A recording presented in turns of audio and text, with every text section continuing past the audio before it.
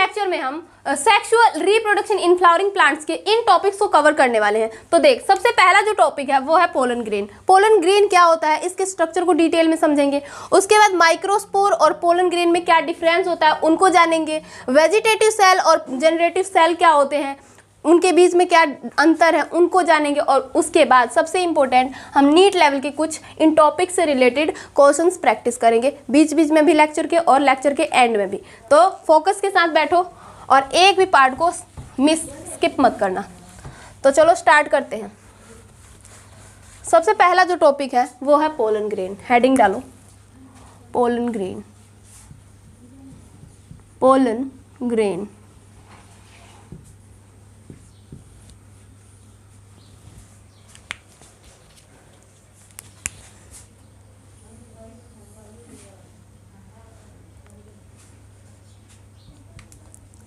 Microspore mother cell. देख, मैं तुझे एक बात बताती हूँ।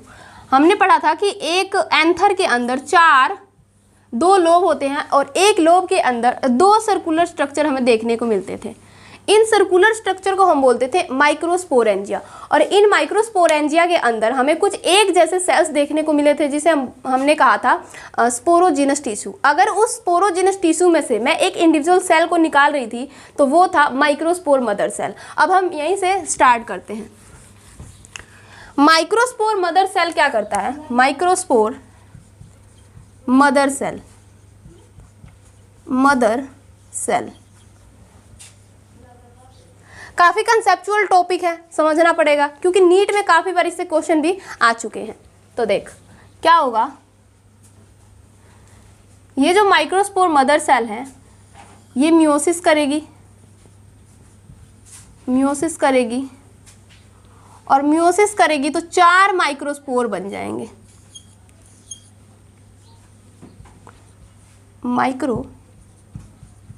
चार माइक्रोस्पोर बन जाएंगे और इन माइक्रोस्पोर के हमने मान लो यहाँ पर न्यूक्लियस दिखा दिए।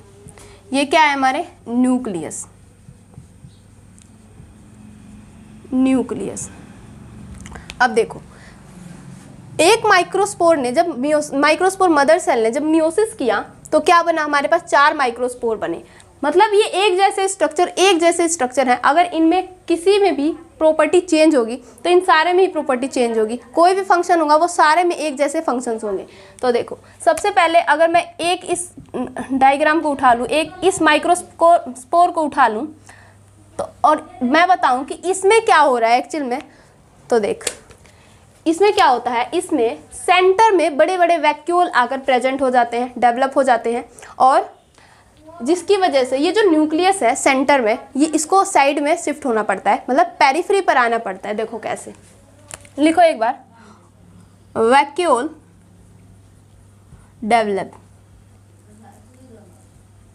Develop in centre of microspore. Microspore के सेंटर में क्या डेवलप हो जाएंगे? वैक्यूल डेवलप हो जाएंगे। समझ कि अगर इसके सेंटर में अभी न्यूक्लियस है, लेकिन जब इसके सेंटर में वैक्यूल आ जाएगा तो न्यूक्लियस कहाँ जाएगा? न्यूक्लियस को लात मार के ये नीचे की साइड खिसका देता है, पेरिफेरी पर आ जाता है। सो न्यूक्लियस शिफ्टेड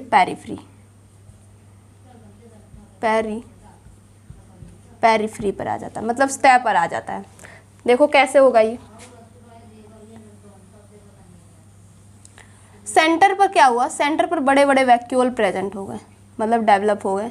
ये क्या है? वैक्यूल, जिसकी वजह से न्यूक्लियस को नीचे की साइड शिफ्ट होना पड़ा। न्यूक्लियस क्या हुआ? नीचे की साइड शिफ्ट हो गया। न्यूक्लियस है ये। अभी तक क्या हुआ, एक माइक्रोस्पोर मदर सेल ने जब मियोसिस किया तो 4 माइक्रोस्पोर बने। अब इस माइक्रोस्पोर में क्या हुआ, सेंटर में वैक्यूल डेवलप हो गया। आप पूछोगे वैक्यूल क्या होता है? तो किसी भी सेल में वैक्यूल जो होता है वो कहीं ना कहीं कुछ चीज़ें स्टोर करने का काम आता है। जैसे कोई पानी स्टोर कर रहा है या वेस्ट मटेरियल स्टोर कर रहा है, न्यूट्रिएंट स्टोर कर रहा है, तो स्टोर करने के काम आते हैं हमारे जो वैक्यूल होते हैं वो। अब देखो क्या होगा, इस माइक्रोस्पोर में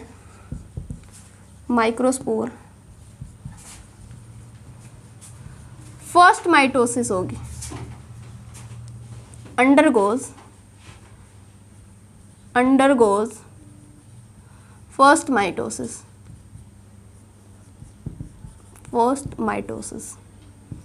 जब पहली बार माइटोसिस होगी तो यहाँ पर अनइक्वल साइज के स्पिंडल फाइबर फॉर्म्ड हो जाएंगे,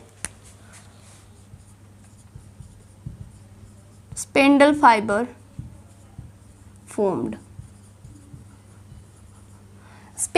फॉर्म्ड हो जाएंगे। देखो पहली बार जब इस माइक्रोस्पोर में माइटोसिस हुआ, मतलब फर्स्ट माइटोसिस हुआ, तो क्या हुआ, यहाँ पर नीचे की साइड पेरिफ्री पर स्पिंडल फाइबर डेवलप हो गए, और अभी भी सेंटर पर क्या है, हमारे बड़े बड़े वैक्यूल।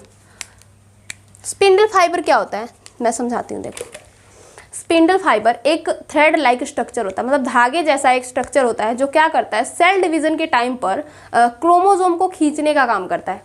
तो जब समझो क्रोमोसोम को खींचने का काम करता है, मतलब सेल डिवीजन, जब सेल डिवाइड होता है तो इक्वल क्रोमोसोम हर सेल में जाए, इसके लिए ये रिस्पॉन्सिबल है। तो देख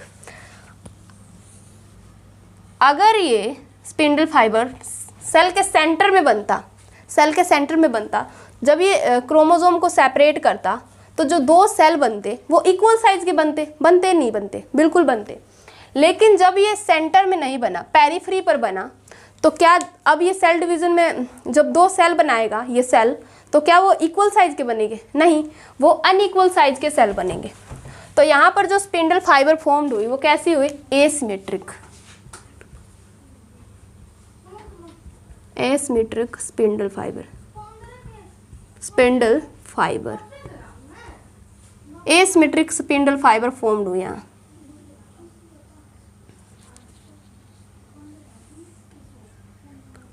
और देख क्या हुआ, जब एसिमेट्रिक स्पिंडल फाइबर फॉर्म्ड हुई तो यहाँ पर दो सेल बनेंगे। अब जब दो सेल बनेंगे वो इक्वल साइज के नहीं बनेंगे, वो अनइक्वल साइज के बनेंगे। तो सबसे पहले एक सेल बना हमारा यहाँ,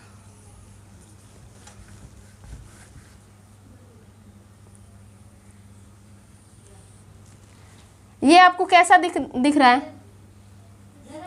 ये जो है ये काफी लार्ज है, इसका नाम होता है वेजिटेटिव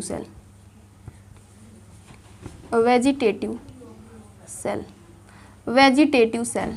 और ये कैसा है? लार्ज है।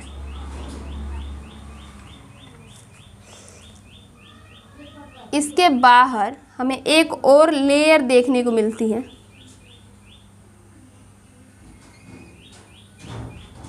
इस लेयर का नाम है सेल मेम्ब्रेन।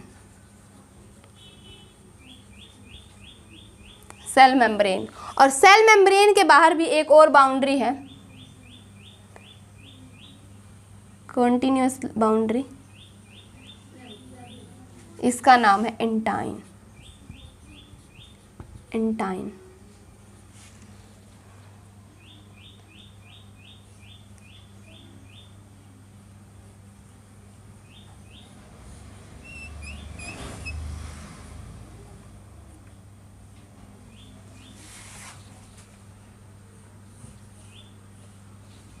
और एंटाइन के बाहर हमें कुछ ऐसी इर्रेगुलर शेप की एक बाउंड्री दिखाई देती है जिसका नाम है एक्साइन। एंटाइन प्लस एक्साइन को मिलाकर हम बोलते हैं सेल वॉल। और सेल वॉल जो है वो है डबल लेयर।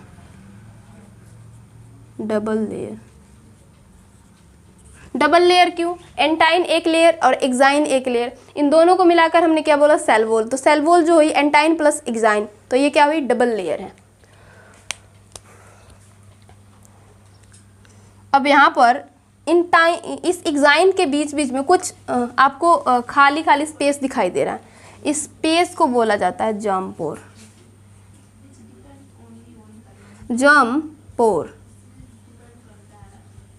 ये जर्म पोर है। अब देखो ये क्या था हमारा? वेजिटेटिव सेल आपको कैसा दिखा? वेजिटेटिव सेल आपको बड़ा दिखा और लार्ज साइज का दिखा। ओके, और हम बना लेते हैं अब इसका एक न्यूक्लियस। ये जो न्यूक्लियस है ये कैसा बना है, इर्रेगुलर शेप का बना है। क्या ये रेगुलर शेप का है? नहीं, ये इर्रेगुलर शेप का न्यूक्लियस होता है, irregular nucleus, irregular nucleus in VC या फिर ऑफ VC लिख लो। VC का मतलब क्या है? Vice chancellor? नहीं रे, VC का मतलब है वेजिटेटिव सेल। लिख ले यहाँ, क्या मतलब है इसका? और वेजिटेटिव सेल। क्या इस सेल में, इस सेल का साइटोप्लाज्म भी मौजूद होगा? हाँ, इस सेल में, इस सेल का साइटोप्लाज्म भी है। ये है cytoplasm, plasm of VC।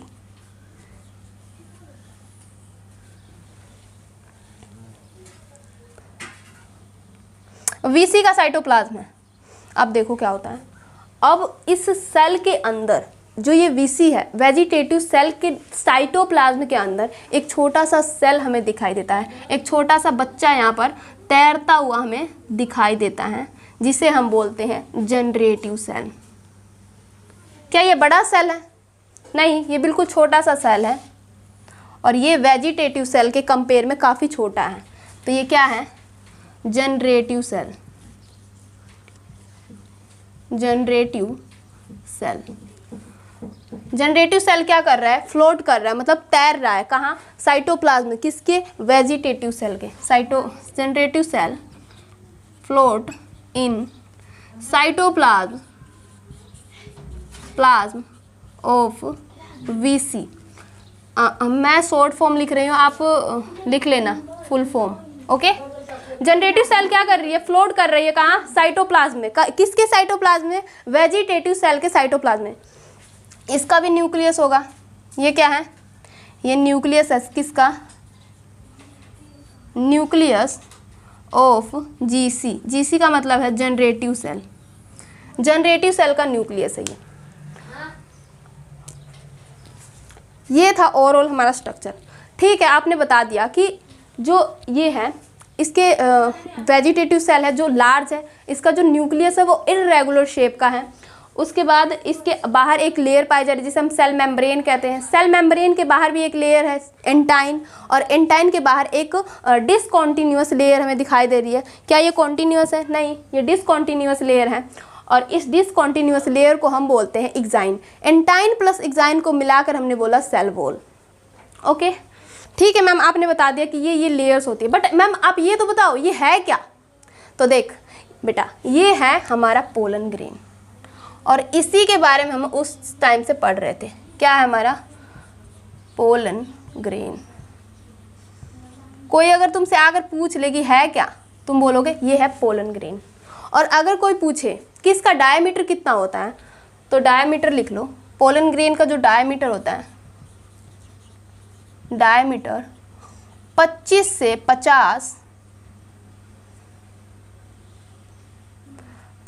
50 micrometer का होता है ये। अंडरस्टैंड? अब मैं समझाती हूँ फिर से। सबसे पहले एक वेजिटेटिव सेल था। वेजिटेटिव सेल कैसा होता है? लार्ज होता है, मतलब बड़े साइज का होता है, और इसका जो न्यूक्लियस होता है वो इर्रेगुलर शेप का होता है।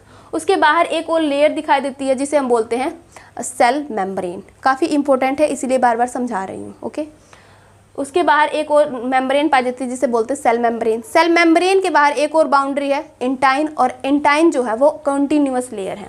एंटाइन कैसी है? कॉन्टिन्यूअस लेयर है और थिन लेयर है, और इसके बाहर एक डिसकॉन्टिन्यूअस लेयर है। क्या ये यहाँ पर प्रेजेंट है? नहीं, ये यहाँ पर एब्सेंट है। इसलिए क्या कैसी लेयर है? ये डिसकॉन्टिन्यूअस लेयर है और काफ़ी थिक होती है ये, और स्पोरोपोलिनिन की बनी होती है, जो एक ऑर्गेनिक मटेरियल है जो किसी भी टेम्परेचर, किसी भी एल्कली, किसी भी एंजाइम, किसी भी एसिड से ये डिग्रेड नहीं होती। उसके बारे में जब मैं आपको एक्साइन और एंटाइन पढ़ाऊंगी तब पढ़ाऊंगी ये एक्साइन कितना मतलब इम्पोर्टेंट है, और ये इतनी प्रोटेक्टिव लेयर होती है। ये क्या करती है? ये पोलन ग्रेन को हज़ारों सालों तक प्रिजर्व रखती है फॉसिल की फॉर्म में। अगर मैं 100 साल 200 साल के बाद भी अगर कहीं खुदाई करती हूँ और मुझे वहाँ से किसी प्लांट का पोलन ग्रेन मिलता है और मैं उस पर स्टडी कर पा रही हूँ, तो वो किस लेयर की वजह से कर पा रही हूँ, वो मैं इस लेयर एक्साइन की वजह से कर पा रही हूँ, क्योंकि ये एक्साइन ही है जो पोलन ग्रेन को प्रोटेक्ट करके इतने सालों तक फॉसिल की फॉर्म में रखता है। ओके और ये जो इंटाइन लेयर है ये सेल्यूलोज और पैक्टीन की बनी होती है, और ये ये कॉन्टीन्यूअस लेयर आपको दिख रहा है, ये कॉन्टीन्यूअस लेयर है। जहाँ पर ये एक्साइन एब्सेंट होती है इस पोर को बोलते हैं जर्म पोर। जर्म पोर का फंक्शन क्या होता है, जर्म पोर से पोलन ट्यूब अराइज होती है, मतलब पोलन ट्यूब बनती है। पोलन ट्यूब का फंक्शन क्या होता है, सारी बातें आज ही जान जाएगा, पढ़ेंगे हम आगे। ओके तो देख एक बार और रिवाइज करते हैं। सबसे पहले एक माइक्रोस्पोर था, माइक्रोस्पोर मदर सेल में मियोसिस हुई, हमारे 4 माइक्रोस्पोर बने। उसके बाद क्या हुआ, इन माइक्रोस्पोर में सेंटर पर वैक्यूल आ गए, जिसकी वजह से न्यूक्लियस को पेरिफेरी पर शिफ्ट होना पड़ा। फर्स्ट माइटोसिस हुआ, अनइक्वल साइज का स्पिंडल फाइबर फॉर्म्ड हुआ। अनइक्वल साइज का स्पिंडल फाइबर क्यों फॉर्म्ड हुआ, क्योंकि जो फर्स्ट माइटोसिस होती है वो खुद ही अनइक्वल होती है, अनइक्वल माइटोसिस होती है। जब अनइक्वल स्पिंडल फाइबर बने तो ये क्या करते हैं, ये सेल डिवीजन में हेल्प करते हैं। जब सेल डिवाइड होगा तो इक्वल साइज के सेल नहीं बनाएगा, वो अनइक्वल साइज के 2 सेल बनाएगा। तो हमें यहाँ पर 2 अनइक्वल साइज के सेल दिखे, एक वेजिटेटिव सेल और एक जनरेटिव सेल। वेजिटेटिव सेल का काम क्या होता है, वेजिटेटिव सेल से पोलन ट्यूब अराइज होती है। और जनरेटिव सेल क्या करता है, जनरेटिव सेल का सबसे बड़ा फंक्शन है ये 2 मेल गैमीट बनाता है। बस तो ये था पोलन ग्रेन हमारा, काफ़ी इंपॉर्टेंट है, एक बार आप देख लो। तब तक मैं पानी पी लेती हूँ, नोट करो।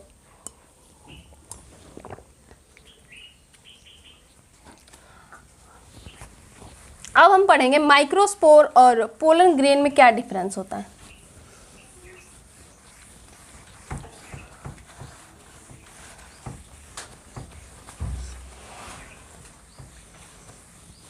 देखो अगर तुम नीट में सीरियसली सिलेक्शन चाहते हो तो पढ़ना पड़ेगा, डेली पढ़ना पड़ेगा कंसिस्टेंटली, क्योंकि रिसोर्सेज सबके पास होते हैं और कोचिंग भी लगभग सभी ले ही लेते हैं, लेकिन सिलेक्शन केवल उन बच्चों का होता है जो प्रॉपर पढ़ता है, प्रॉपर क्वेश्चंस प्रैक्टिस करता है। और ये जो हमारा यूट्यूब चैनल है ये इसी के लिए है, ताकि आपको प्रॉपर सारी चीज़ें अवेलेबल कराई जाए। और जितने भी मैं डीपीपी वगैरह करवाऊंगी या मॉड्यूल कराऊंगी, जितने भी क्वेश्चंस प्रैक्टिस करवाऊंगी, वो सारे के सारे हमारे टेलीग्राम चैनल पर मिल जाएंगे। और टेलीग्राम चैनल का जो लिंक है वो आपको वीडियो के डिस्क्रिप्शन में मिल जाएगा। तो नेक्स्ट टॉपिक को पढ़ते हैं हम। नेक्स्ट टॉपिक है हमारा difference between microspore and pollen grain. Pollen grain मैंने आपको पहले ही बताया था कि माइक्रोस्पोर और पोलन ग्रेन में क्या डिफरेंस होता है, तो आज हम समझेंगे उस डिफरेंस को। एक साइड लिखो microspore and pollen grain. Microspore जो होता है ये हैप्लॉइड होता है, इट इज हैप्लॉइड होता है। और ये भी पोलन ग्रेन जो होता है ये भी हैप्लॉइड होता है, हैप्लॉइड। माइक्रोस्पोर के अंदर एक्साइन लेयर जो होती है वो अभी अभी बनना स्टार्ट होती है, मतलब डेवलपिंग स्टेज में होती है। लेकिन पोलन ग्रेन में जब एक्साइन लेयर होती है वो फुली डेवलप्ड होती है। कैसे, अभी समझाती हूँ। देखो यहाँ पर एक्साइन लेयर, एक्साइन जो मैंने अभी बताया आपको, जो स्पोरोपोलिनिन की बनी होती है, ऑर्गेनिक मटेरियल होता है। और स्पोरोपोलिनिन जो किसी भी टेम्परेचर, किसी भी एल्कली, किसी भी एसिड, कोई भी एसिड उसे डिग्रेड नहीं कर सकता, उसे तोड़ नहीं सकता। एक्साइन लेयर जो होता है इसमें प्रेजेंट होता है कब, डेवलपिंग स्टेज में। डेवलपिंग स्टेज मैंने क्यों बोला, क्योंकि यहाँ पर जब अभी अभी एक्साइन लेयर बनना स्टार्ट होती है, काफ़ी थिन होती है, लेकिन जब पोलन ग्रेन तैयार होता है तो उसमें जो एग्जाइन की लेयर होती है वो काफ़ी डेवलप्ड होती है, पूरी तरह से मैच्योर होती है वो। तो यहाँ पर एग्जाइन लेयर जो होती है वो फुली डेवलप्ड होती है। एग्जाइन लेयर प्रेजेंट होती है और फुली डेवलप्ड होती है। उसके बाद देख, मैंने आपको बताया था कि माइक्रोस्पोर जो होता है ये कहाँ बनता है, ये माइक्रोस्पोरेंजिया के अंदर बनता है। और मैंने आपको बताया था माइक्रोस्पोरेंजिया और पोलन ग्रेन में क्या डिफरेंस होता है, कि माइक्रोस्पोर जो है वो माइक्रोस्पोरेंजिया में बनता है और पोलन ग्रेन पोलन सैक में बनता है। तो नेक्स्ट पॉइंट लिखो, फॉर्म्ड इन माइक्रोस्पोरेंजिया बनता है और ये present in pollen sac. Pollen sac क्या होता है, ये आप पिछले लेक्चर्स रिवाइज करो, 3rd 4th, उनमें मैंने आपको एकदम अच्छी तरीके से बताया हुआ है। अब देखो, ये जो है ना सिंगल सेल होता है, सिंगल सेल। लेकिन पोलन ग्रेन जो होता है वो 2 सेल स्टेज होता है। मैंने अभी आपको बताया 2 सेल स्टेज कैसे, एक वेजिटेटिव सेल जो कि बड़ी थी और एक जनरेटिव सेल जो कि छोटी थी साइज में। लिखो 2 सेल स्टेज होती है, मैच्योर पोलन के अंदर मिलती है पोलन ग्रेन, मैच्योर पोलन। एक होती है हमारी VC मतलब कि वेजिटेटिव सेल, आप फुल फॉर्म लिख लेना, और दूसरी होती है हमारी GC यानी कि जनरेटिव सेल। ओके, उसके बाद जो माइक्रोस्पोर होता है वो यूनिन्यूक्लिएटेड होता है, यूनिन्यूक्लिएटेड। तो ये थे हमारे माइक्रोस्पोर और पोलन ग्रेन के बीच में डिफरेंस। एक बार रिवाइज करो। सबसे पहले क्या, ये दोनों के दोनों क्या होते हैं, हैप्लॉइड होते हैं। माइक्रोस्पोर माइक्रोस्पोरेंजिया में बनता है और पोलन ग्रेन पोलन सैक में बनता है। पोलन ग्रेन 2 सेल स्टेज होता है, एक वेजिटेटिव सेल और एक जनरेटिव सेल, लेकिन माइक्रोस्पोर सिंगल सेल होता है। उसके बाद देख, इसमें एग्जाइन लेयर प्रेजेंट होती है, फुली डेवलप्ड होती है, मतलब इसमें जो स्पोरोपोलिनिन की जो लेयर होती है वो पूरी तरह से डिपॉजिट हो चुकी होती है। लेकिन यहाँ पर स्पोरोपोलिनिन की जो लेयर होती है वो पूरी तरह से डेवलप नहीं होती, अभी अभी बननी स्टार्ट हुई है। ऐसा नहीं लिख सकते कि अभी एब्सेंट होती है, एब्सेंट नहीं लिख सकते हम, डेवलपिंग स्टेज लिखेंगे। क्यों? क्योंकि अभी अभी यहाँ पर क्या हो रही है, डेवलप हो रही है। तो ये थे हमारे डिफरेंस माइक्रोस्पोर और पोलन ग्रेन के बारे में, नोट करो। तो अब कुछ क्वेश्चंस कर लेते हैं।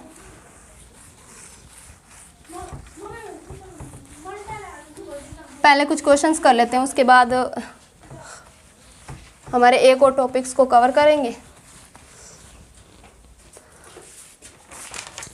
तो अब आप कुछ क्वेश्चंस के आंसर देने के लिए रेडी हो जाओ। सबसे पहला क्वेश्चन नोट करो आप, the outer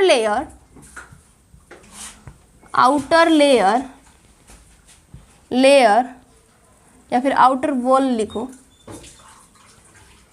wall of pollen grain, pollen grain is made up of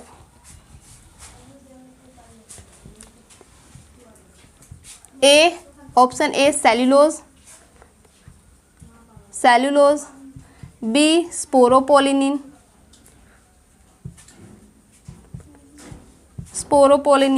C lignin, D suberin।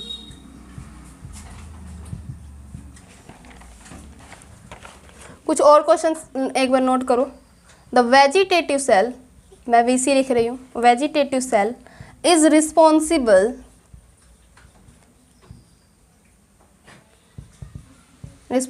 For जो वेजिटेटिव सेल है वो किसके लिए रिस्पॉन्सिबल होता है, फर्टिलाइजेशन के लिए। First fertilisation, be pollen tube form, pollen tube form pollen tube formation होती है, या मियोसिस के लिए रिस्पॉन्सिबल है, मियोसिस करवाती है, या डी ऑप्शन लिखो, स्पोर फॉर्मेशन करती है, स्पोर फॉर्मेशन। जल्दी जल्दी इनके आंसर बताओ। देखो सबसे पहला जो क्वेश्चन है वो है the outer wall of pollen grain is made up of. जो पोलन ग्रेन है उसकी सबसे बाहरी जो वॉल है वो किसकी बनी हुई है? क्या वो सेल्यूलोज की बनी हुई है? क्या वो लिग्निन की बनी हुई है? क्या वो सुबेरिन की बनी हुई है? मैंने इनमें से किसी का नाम लिया। मैंने अभी आपको बताया कि जो आउटर वॉल होती है पोलन ग्रेन की वो स्पोरोपोलिनिन की बनी होती है, और ये काफ़ी ऑर्गेनिक मटेरियल होती है, और ये काफ़ी थिक होती है, हार्ड होती है, जो क्या करती है पोलन ग्रेन को काफ़ी सालों तक प्रोटेक्ट करने में हेल्प करती है। अब देख सेकंड क्वेश्चन देख, the VC is responsible for. जो वेजिटेटिव सेल है वो किसके लिए रिस्पॉन्सिबल है? क्या वो फर्टिलाइजेशन करवाती है? क्या वो पोलन ट्यूब फॉर्मेशन करवाती है, या म्यूसिस के लिए, या स्पोर फॉर्मेशन करवाती है? 5 सेकंड का टाइम है, जल्दी आंसर लिखो कमेंट में। तो देख जो वीसी है रिस्पॉन्सिबल किसके लिए होती है? वो ना तो फर्टिलाइजेशन करवाती है, ना वो मियोसिस करवाती है। मियोसिस कौन करवाती है? माइक्रोस्पोर। स्पोर फॉर्मेशन के बारे में हमने पढ़ा नहीं। वो क्या करती है? पोलन ट्यूब का फॉर्मेशन करती है। तो ये हमारे कुछ क्वेश्चन थे। अब हम एक और अपना टॉपिक पढ़ लेते हैं, उसके बाद कुछ और 1-2 क्वेश्चन लगाएंगे, उसके बाद लेक्चर को एंड करेंगे। देखो नेक्स्ट टॉपिक का नाम है vegetative cell. Vegetative cell and generative cell. Generative cell difference, कि इन दोनों में क्या डिफरेंस होता है।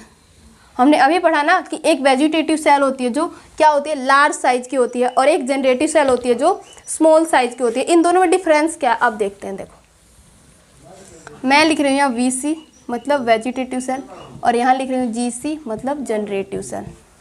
तो जो वीसी होता है ये लार्ज होता है, बड़ा होता है, और इर्रेगुलर न्यूक्लियस होता है। इर्रेगुलर न्यूक्लियस होता है। यार गर्मी बहुत है आज। लार्ज होता है, इर्रेगुलर न्यूक्लियस होता है, और ये जो है ये स्पिंडल शेप्ड होता है। मार्कर चेंज कर लेते। स्मॉल होता है और स्पिंडल शेप्ड होता है। स्पिंडल शेप्ड होता है, शेप्ड होता है, स्पिंडल शेप्ड होता है। फ्लोट करता है कहाँ पर? Float in cytoplasm of VC. ये वेजिटेटिव सेल के साइटोप्लाज्म में क्या करता है? फ्लोट करता है। उसके बाद ये क्या करता है? It stored abundant food. ये काफ़ी भारी मात्रा में फूड को स्टोर करने के काम आता है। कौन? वेजिटेटिव सेल, क्योंकि ये बड़ा है ना, तो ये फूड को स्टोर करता है। इट स्टोर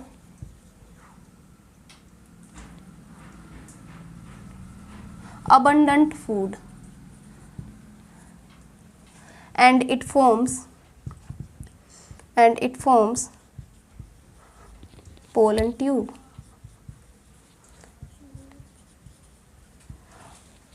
क्या करता है वेजिटेटिव सेल? पोलन ट्यूब यहीं से अराइज होती है, और ये फूड को स्टोर करने में भी हेल्प करता है। और यहाँ पर क्या होती है? इसका जो साइटोप्लाज्म होता है जीसी का, जनरेटिव सेल का साइटोप्लाज्म जो होता है वो होता है डेंस मतलब गाढ़ा, एंड प्रोमिनेंट न्यूक्लियस होता है। प्रोमिनेंट का मतलब क्या है कि अगर हम माइक्रोस्कोप में स्टडी करें इस सेल की, तो हमें जो न्यूक्लियस है वो एकदम क्लियरली दिखाई देता है। Prominent nucleus.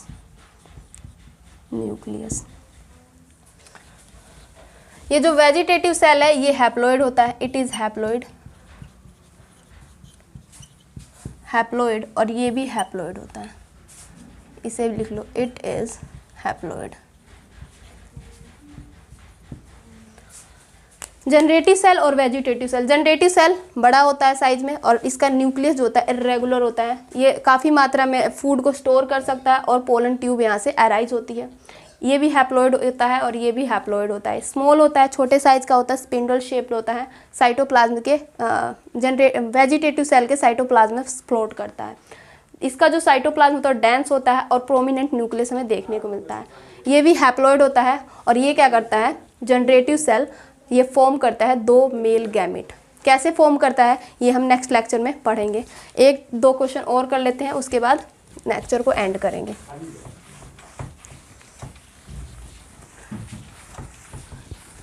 ये जो मैं जितने भी क्वेश्चंस करवा रही हूँ ये सारे नीट लेवल क्वेश्चंस हैं, सारे नीट में आए हुए क्वेश्चंस हैं। लिखो, बोथ VC मतलब vegetative cell and generative cell are कैसे हैं, A diploid, B haploid, C triploid और D पॉलीप्लॉइड।